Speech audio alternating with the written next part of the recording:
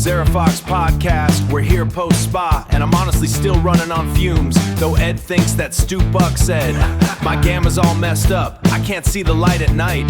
But let's talk about the crew, Chris. You finally jumped in the car. Wait, did we really map his brake to the clutch? Oh no. And the seat spacer, Ed's tiny spacer, Chris practically eating the steering wheel. 2 feet versus almost 6 feet. We should have checked those cords. I know my profile loaded, I just had the 2 cords switched like an idiot. Switched like an idiot. Rusty and the team, we're back again. Zerofox Podcast till the very end. Through the incidents and the brake clutch confusion, racing at night in a digital illusion. Yeah, we're Zerofox. Yeah, we're Zerofox. So we got through Spa, but man, those incident points. 3 drive-through penalties, a crap loaf of points. I handed the car to Chris with 99X.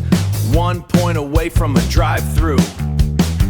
15 laps, Chris held it together. Then he lost the rear, coming down the hill and tagged the wall. That off-track boundary on the Blenchemont entry, absolute points vacuum. And Joe, did we even mention Joe bought every single track and car on the service? Joe's got that ADHD, man. Don't get me started on the FCYs. Every time we thought we were clear, the pace car bunched us back up. We didn't double stint at all.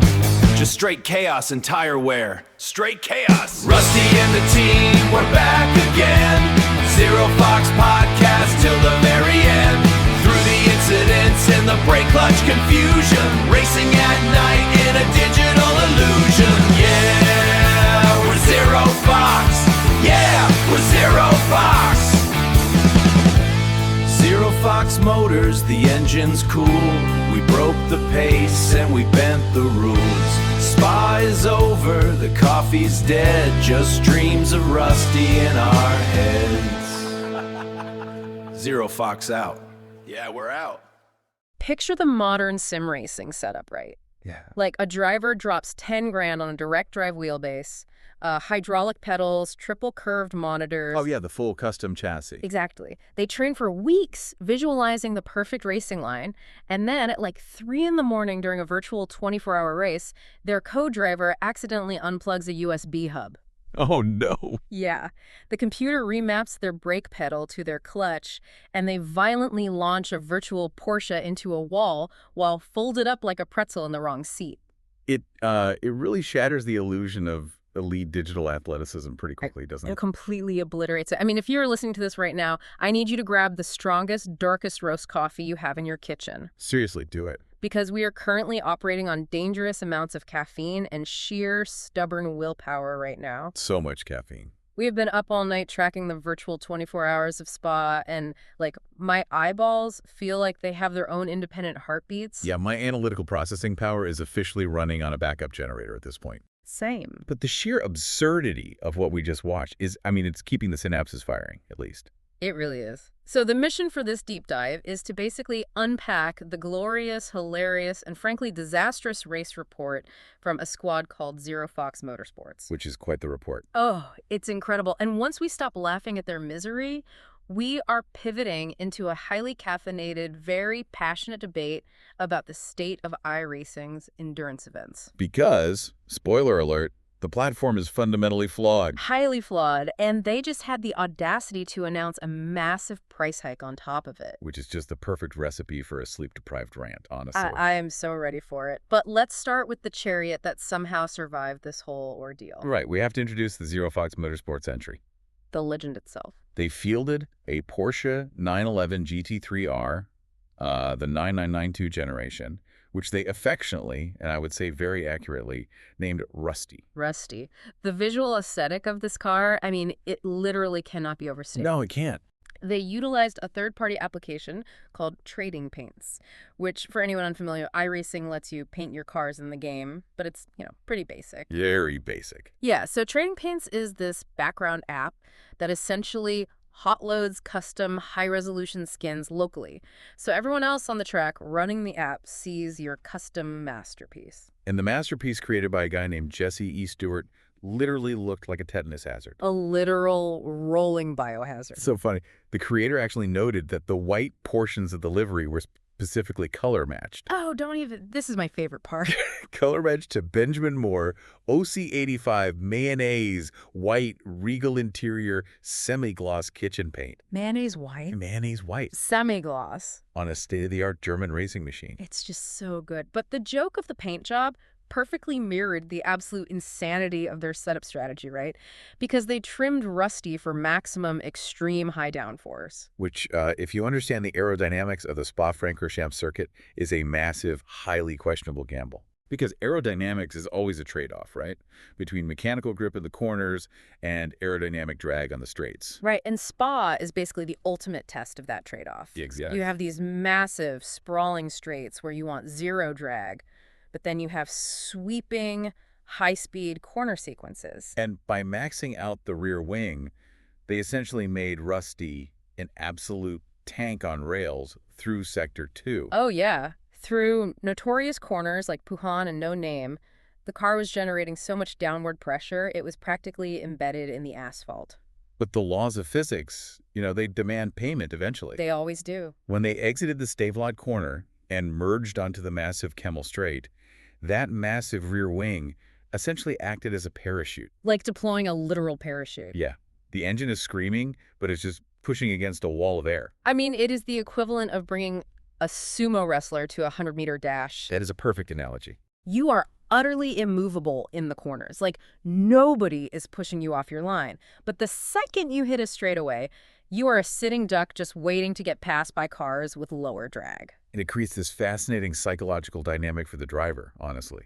Oh, for sure. Out of pure tactical desperation, their driver, Ed, adopted an incredibly aggressive defensive driving style. He had to. Yeah, because he knew he was going to get swallowed alive on the straights.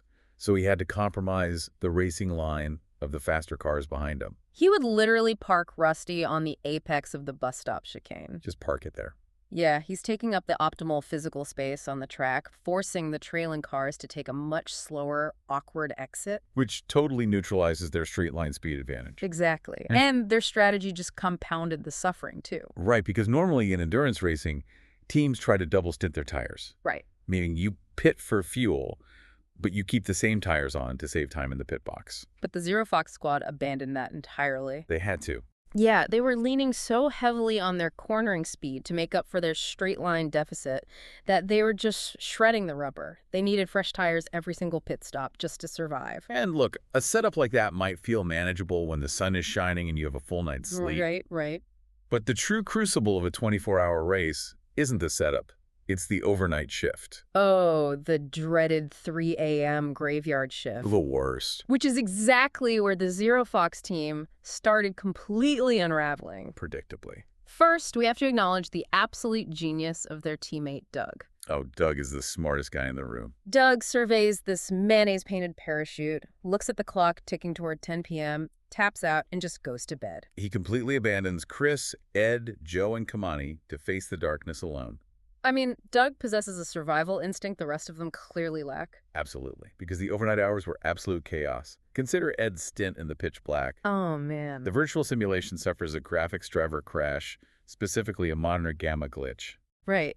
And for anyone who hasn't experienced this terror, gamma dictates the luminance of a monitor. When it glitches and bottoms out, it doesn't just get dim. No, it goes pitch black. The darks crush into absolute inescapable blackness. You lose all visual contrast. So Ed is driving completely blind. Literally blind. He is navigating Blanchimont, which, for context, is a terrifying, blind, left-hand sweeper that you take flat out at roughly 180 miles per hour. It's scary in the daytime. And the margin for error is measured in millimeters. And Ed is driving it entirely by braille, using the glowing red brake lights of the cars ahead of him to guess where the tarmac ends and the grass begins. Just processing the mental load of that makes my head spin. Like, no thank you. It's insane. But the suffering peaks during the driver swap between Kimani and Chris. Oh, this is the best part. Kimani pulls Rusty into the virtual pit box and hands the car over to Chris with exactly 99x incident points on the server tracker. And to understand the gravity of that, we need to look at the specific penalty rule set for this Spa 24 broadcast. The server automatically triggers a devastating stop-and-go penalty the second a team hits 100 incident points. So Chris inherits a twitchy, high downforce car at 3 a.m. with zero margin for error. Literally none. A single tire dropping off the track limits, a microscopic tap of a guardrail, and he gets a penalty that ruins their entire race. The psychological pressure is immense, Mm. but the physical reality of the driver swap is where the true comedy lies, I think. Oh, the setup glitch. Yeah. When Chris hops into his physical simulator rig at home, he realizes the virtual crew, likely due to like a software mismatch during the handoff, has crammed his in-game driver model into the seat spacer meant for Ed. And Chris is nearly 6 feet tall. Yeah, and Ed is much shorter. So Chris is jammed into this virtual rig, peering at the track with the digital steering wheel practically clipping through his nose. It's ridiculous. But that isn't even the worst part.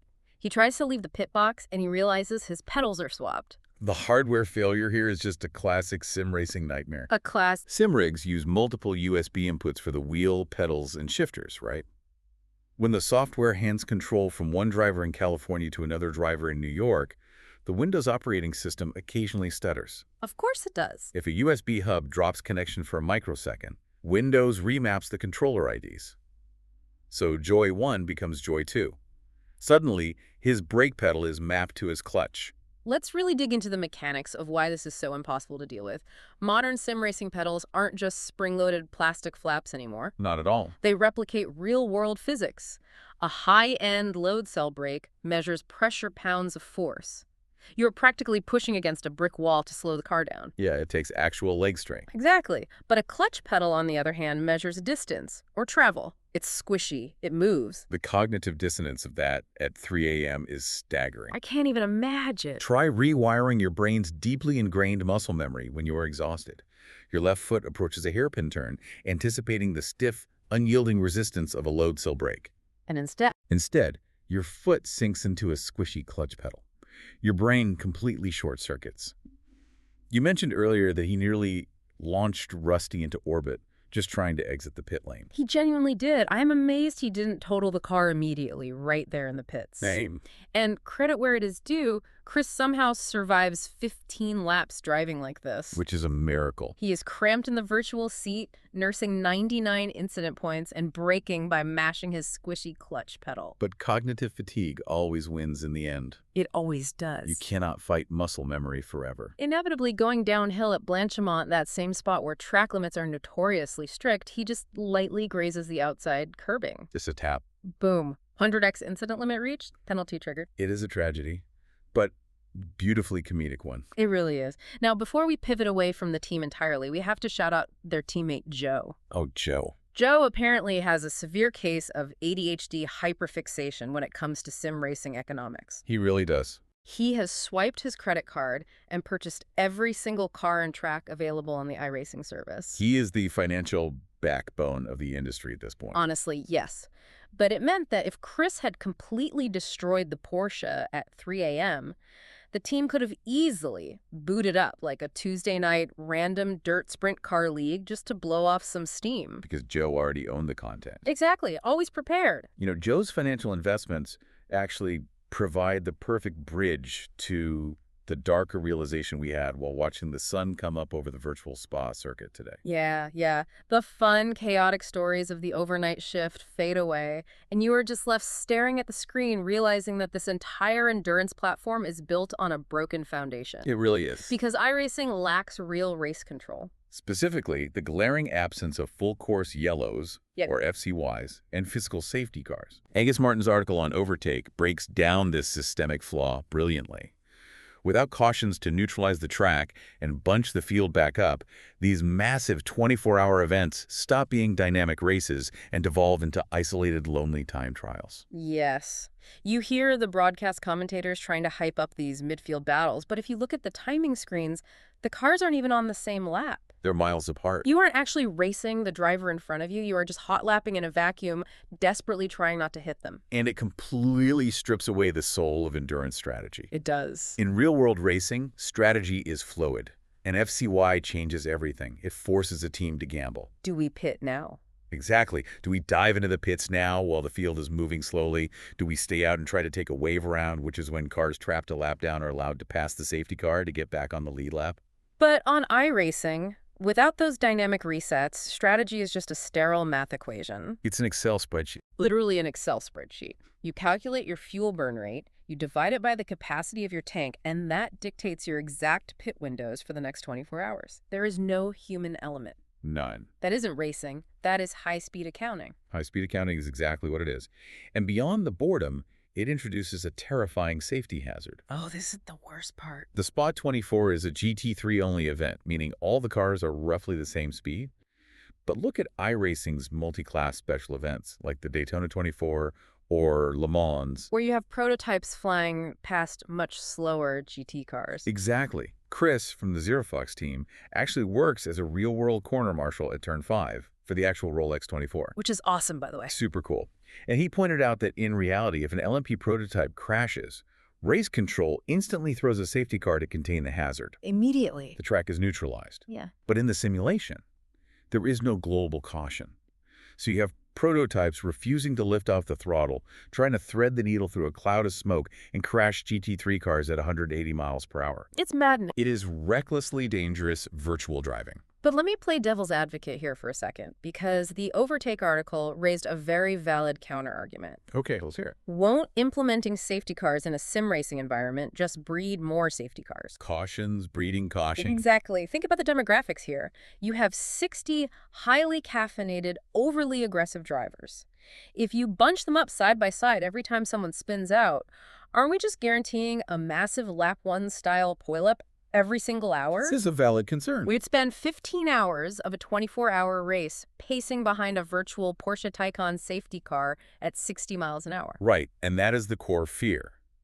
Oval racers on the service already suffer through endless caution loops. Right. But the solution isn't to abandon the concept entirely.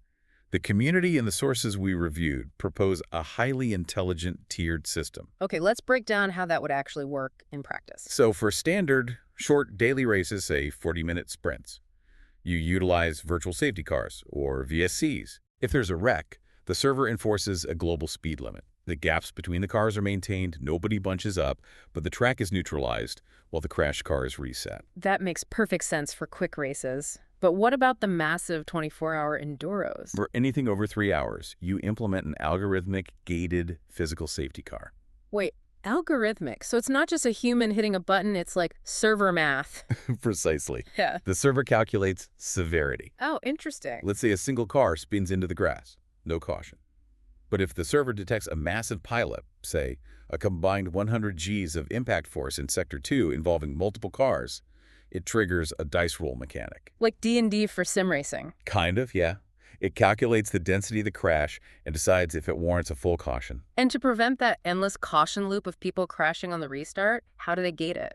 By instituting a mandatory 1-hour green flag cool-off period. Oh! Yeah. Once a safety car pulls into the pits and the race restarts, the server locks out the safety car function for 60 minutes. Wow. Okay. No matter how many cars crash in that next hour, the race stays green. That is actually brilliant. It is. It forces the field to spread out naturally, it kills the repeat offenses, but it still injects those strategic resets every few hours. Exactly. It proves that a solution is technologically possible, which, frankly, brings us to the most infuriating part of this entire deep dive. Oh boy.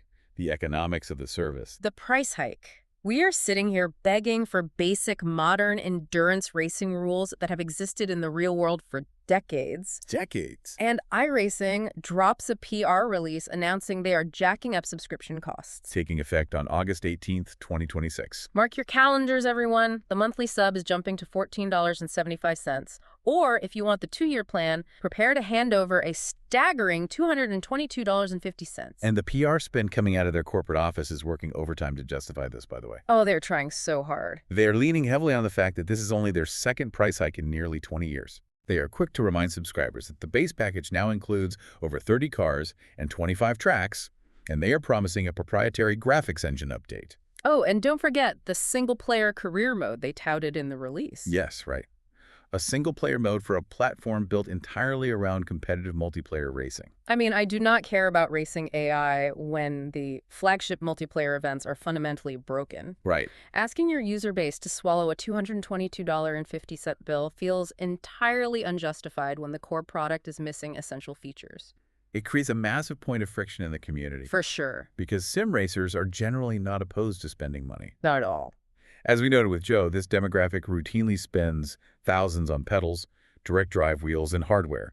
They're willing to pay premium prices. But they expect a complete, authentic racing product in return. And the ultimate proof that iRacing's technical excuses fall flat is the existence of private leagues. Yes.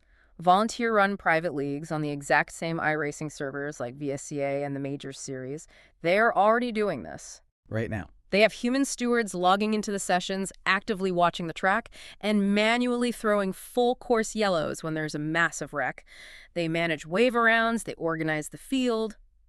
They are executing the exact dynamic endurance strategy that iRacing claims is too difficult to automate. It's wild. If a group of passionate volunteers running a private league on a Discord server can provide an authentic racing experience, a premium, multi-million-dollar corporation has absolutely zero excuse. It is infuriating. Being told to pay more money while still being subjected to these 24-hour, sterilized hot lap sessions feels like a slap in the face. It really does. It's like buying a luxury sports car and realizing the transmission only has 3 gears. You're paying for the badge, but the engineering is incomplete. It forces every user to evaluate what exactly they are funding at this point. It really does. So let's wrap up this chaotic, exhausting journey, man. Sounds good. We started with the legendary Mayonnaise Painted Rusty, holding on for dear life and parking on the apexes of Spa.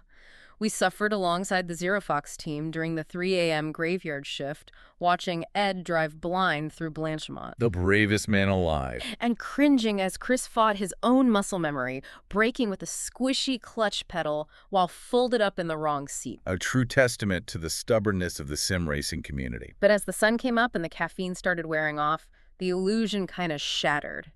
We were left staring at an Excel spreadsheet disguised as a racing strategy. So depressing. Just wondering why anyone is about to pay $222 just to do it all over again without a single safety car to bunch up the field. The lack of evolution is glaring, honestly. And I want you, the listener, to think about your own time in the simulator. Are you actually paying a premium for realism? Or are you just paying a premium to survive an archaic automated penalty system in a totally sterilized environment? That is the multi-million-dollar question right there. It is. And as we finally log off to go sleep off this virtual marathon, I want to leave you with one final lingering thought. Oh boy. A little conspiracy theory for the sleep-deprived mind. I love these. What if iRacing's refusal to implement safety cars isn't a coding limitation at all? Oh, diving into the corporate motives, I see. Think about server architecture. Processing the physics of 60 cars spread out around a 4-mile track is relatively easy. True. But if you throw a safety car and all 60 of those cars bunch up within inches of each other, the server has to calculate drafting, dirty air, and collision physics for the entire grid simultaneously. Wait. What if the lack of safety cars is a deliberate choice? By encouraging natural attrition, letting people crash out and quit, the servers have less data to process. Oh my God. If they kept the field packed together for 24 hours straight, maybe the whole multi-million-dollar system will just crash. Now that is a structural rabbit hole I would gladly analyze once I've had like 12 hours of sleep. Keep the coffee brewing. We'll see you on the track.